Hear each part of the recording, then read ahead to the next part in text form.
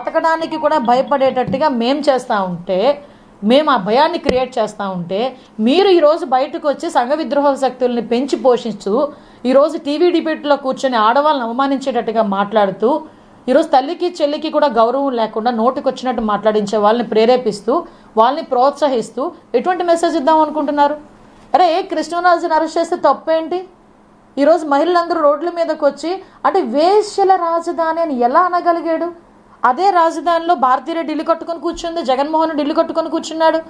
మొన్నంత మంత్రుల పదవులు చేసిన మాజీ మంత్రులకు ఎంతమందికి ఇల్లు లేవు అక్కడ ఎంపీ నందిగామ సురేష్ ఇల్లు లేదా అక్కడ? అదేవిధంగా జోగి రమేష్ గారికి ఇల్లు లేదా అక్కడ? అందులో వాళ్ళ భార్య అందులో నివసించట్లేదా? వాళ్ళ పిల్లలు అందులో ఉండట్లేదా? నేను పేర్లు చెప్తున్నాను కదా, ఆఖరికి మేము కూడా ఈరోజు ఉంటున్నాం కదా. అంటే వీళ్ళకి ఒక నైజం అన్నమాట. ఏదైనా ఒక మంచి పని జరుగుతోంది అంటే దాన్ని చెడగొట్టడానికి ఆడవాళ్ళు ముందు తీసుకొచ్చి రాజకీయం చేస్తాను. సిగ్గు అనిపించట్లేదా?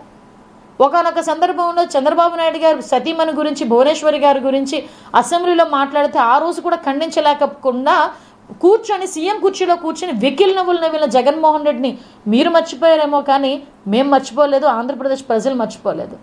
చంద్రబాబు నాయుడు గారి మీద లేనిపోని కేసులని బనాయించి, అక్రమ కేసులని బనాయించి 53 రోజులు జైల్లో పెడితే ఇదే మహిళలు ఆయనకి నిజంగా పూల వర్షం కురిపించి ఆయన రాజమండ్రి నుంచి విజయవాడ రావడానికి తెల్లారింది.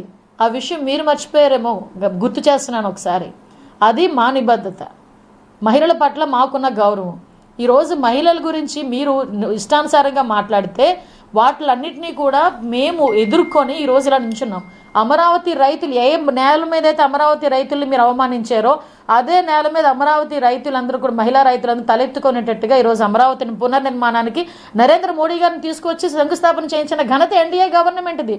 దాన్ని తట్టుకోలేక నోటికి వచ్చినట్టు మాట్లాడి ఈరోజు మళ్ళీ మీటింగ్ పెట్టుకున్నారట. నాకు ఇప్పటికీ కూడా నవ్వు వస్తుందండి నాకు నిజంగా. అరే మీరు అసలు ఆడవాళ్ళేనా? మహిళలేనా? మహిళా నాయకురాళ్ళేనా? మంత్రి పదవులు చేశారే, ఒక 2-3 సార్లు ఎమ్మెల్యేలు అయ్యారే. మీరు ఈరోజు క్వశ్చన్ చేయాల్సింది మమ్మల్ని కాదు, జగన్మోహన్ రెడ్డిని. ఆ సంగతి మీరు మర్చిపోకండి. ఈరోజు రబ్బర్ స్టాంపుల్లాగా ఎవరైతే అప్పుడు పనిచేశారో వాళ్ళు ఈరోజు బయటకు వచ్చి మాట్లాడుతుంటే మాకు నవ్వొస్తుంది నిజంగా. నేను ఎక్కడికి వెళ్ళినా నేనైతే చాలా ధైర్యంగా చెప్పగలను, యాజ్ ఏ హోమ్ మినిస్టర్గా మీరందరూ బకాయిలు పెట్టేసి వెళ్ళిపోయినా ఆ బకాయిలన్నింటినీ మేము తీర్చుకున్నాం.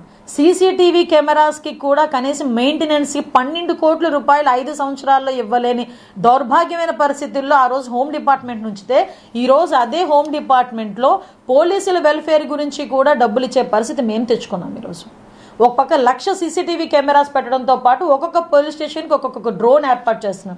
సైబర్ క్రైమ్ పోలీస్ స్టేషన్ జిల్లాలో ఏర్పాటు చేయడానికి ఈరోజు సన్నద్ధం. ఒక్కొక్క జిల్లాలో ఒక్కొక్క సైబర్ క్రైమ్ పోలీస్ స్టేషన్ ఏర్పాటు చేయడానికి సిద్ధపడ్డాం.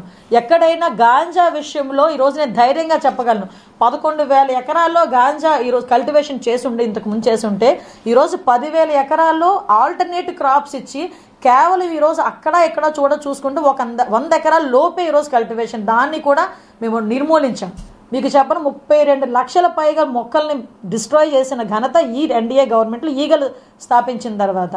ఈగలు వచ్చిన తర్వాత మేము ఆర్థిక మూలాల మీద దెబ్బ కొట్టాలని కింగ్ పిన్స్ని పట్టుకొని వాళ్ళ తాలూకా ఎసెట్స్ని కూడా ఈరోజు మేము జప్తు చేసే పరిస్థితి ఈరోజు కనిపిస్తూ ఉంది. మీరు మాట్లాడుతున్నారు గాంజా బ్యాచ్లు పెంచి పోషించి ఆ గాంజా మత్తులో చేసిన నేరస్తుల్ని పరామర్శించడానికి వెళ్ళిన వ్యక్తి జగన్మోహన్ రెడ్డి అయితే ఆ గాంజా నిర్మూలించడానికి